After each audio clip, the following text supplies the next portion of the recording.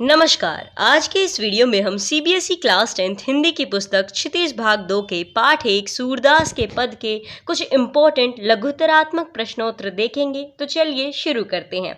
सबसे पहला सवाल है, गोपियों के अनुसार प्रीत की नदी में किसने पैर नहीं रखा है और उन्हें उसकी दृष्टि में क्या अभाव दिखाई दे रहा है। इसका उत्तर है, गोपियों के अनुसार योग का संदेश देने वाले उद्धव ने प्रेम की नदी में पैर नहीं रखा है। उद्धव कृष्ण के अति निकट रहते हुए भी उनके प्रेम व सौंदर्य पर मुग्ध नहीं हुए। उद्धव प्रेम के महत्व से अनजान है। अगला सवाल है, गोपियां उद्धव को बड़भागी क्यों कहती हैं।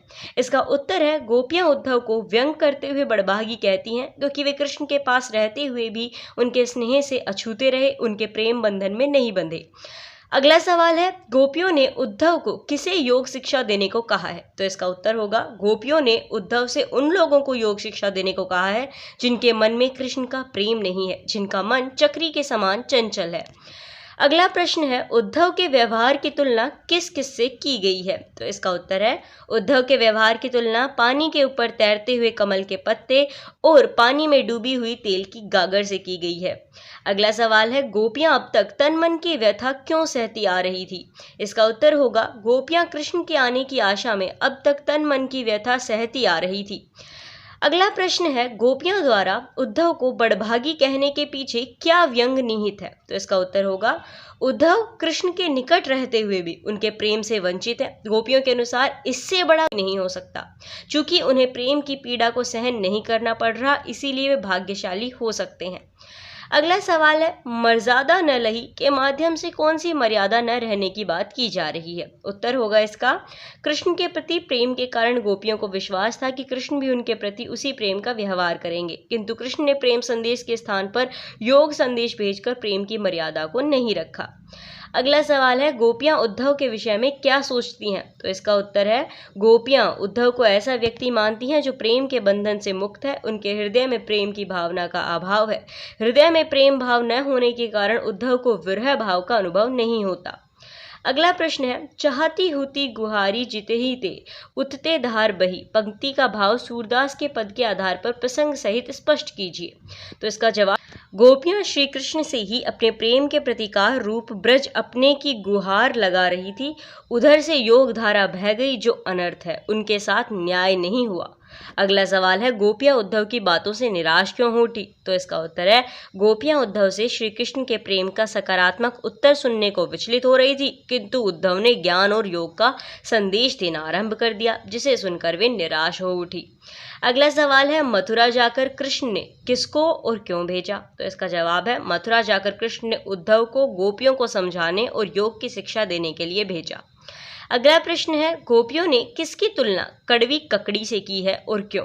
तो इसका उत्तर होगा, गोपियों ने योग ज्ञान की तुलना कड़वी ककड़ी से की है। उनका कहना था कि जिस प्रकार कड़वी ककड़ी खाई नहीं जाती, उसी प्रकार उद्धव द्वारा कही गई योग ज्ञान की बातें उन्हें स्वीकार नहीं है, क्योंकि उन्होंने अपने मन में श्री कृष्ण को बसा लिया है। उनका मन श्री कृष्ण में रम गया है, इसीलिए उन्हें किसी योग की कोई आवश्यकता नहीं है। अगला सवाल है, गोपियों के मन में कौन सी बात थी, वे उसे किसी से क्यों नहीं कह पाई। तो इसका उत्तर, गोपियों के मन में कृष्ण के प्रति अगाध प्रेम था। उन्होंने समाज की मर्यादा का ध्यान रखकर अपना प्रेम किसी के सामने प्रकट नहीं किया। उन्हें आशा थी कि कृष्ण स्वयं आकर उनका कष्ट दूर करेंगे। अपने कृष्ण की आने की आशा में वे अब तक मन और तन से दुखों को सहती रही और किसी से कुछ नहीं कह पाई। अगला सवाल है, कृष्ण द्वारा किस अनीति को छुड़ाए जाने की बात गोपियां कर रही थी। तो इसका उत्तर है, श्री कृष्ण द्वारा उद्धव को गोपियों को समझाने एवं योग की शिक्षा देने के लिए भेजना गोपियों को बिल्कुल अच्छा नहीं लगा। वे कहती हैं कि कृष्ण दूसरों से तो अनीति या अन्याय छोड़ने की बात करते हैं, किंतु हमारे साथ ऐसा व्यवहार करना, हमें सताना और विरह की आग में जलने देना अन्याय है, यह भी अनीति है। अगला सवाल है, गोपियों ने योग के ज्ञान को व्याधि क्यों कहा है। तो इसका उत्तर है, गोपियों के अनुसार योग साधना पूरी तरह निरर्थक है, क्योंकि उनका मन कृष्ण के प्रेम में सदा से स्थिर रहा है। वे कृष्ण के प्रति एकनिष्ठ प्रेम रखती हैं। उन्होंने योग साधना को इससे पहले कभी नहीं देखा या सुना था, इसीलिए वह उसे व्याधि बताकर उसे अपनाना नहीं चाहती हैं। अगला प्रश्न है, गोपियों को योग का संदेश कैसा लगा, उसका उन पर क्या प्रभाव पड़ा। तो इसका जवाब है, गोपियों को योग का संदेश कड़वी ककड़ी के समान लगा। उन्होंने इसे एक ऐसी व्याधि के समान माना है जिसे पहले कभी ना देखा, ना सुना और ना भोगा है। वे उसे निरर्थक एवं अरुचिकर मानती हैं। योग की बातें सुनकर गोपियों को कृष्ण के गोकुल आने की जो आशा थी वह भी खत्म हो गई, जिससे वे और अधिक दुखी और उदास हो गई। उनकी व्याकुलता बढ़ गई।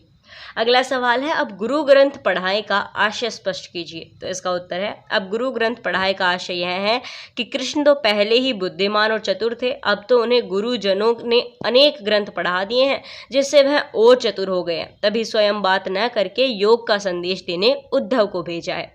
तो ये थे पाठ 1 सूरदास के पद के कुछ इंपॉर्टेंट क्वेश्चंस। आपके लिए ये वीडियो यूजफुल रहा हो तो इस वीडियो को लाइक करें। मिलते हैं एक नए वीडियो के साथ। धन्यवाद।